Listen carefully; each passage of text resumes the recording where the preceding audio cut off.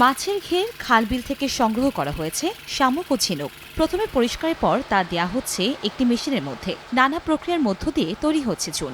একই সঙ্গে প্যাকিংও করা হচ্ছে একই মেশিনে। ঝালকাঠিতে চুন শিল্পে এসেছে আধুনিকতা। সনাতন পদ্ধতির পাশাপাশি যুক্ত হয়েছে আধুনিক প্রযুক্তি।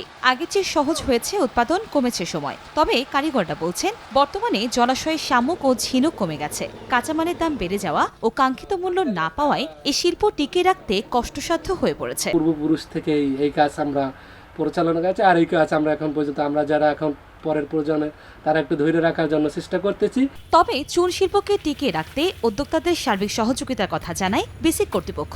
এই শিল্পের সাথে যারা জড়িত তাদেরকে কারিগরি এবং আর্থিক সহায়তার জন্য বিসিক সবসময় প্রস্তুত। বংশ পরম্পরায় ঝালকাঠিতে চুন শিল্পের সঙ্গে জড়িত কৌড়া সম্প্রদায় মানুষ। জেলার 10টির বেশি চুন কারখানার সঙ্গে জড়িত শতাধিক পরিবার।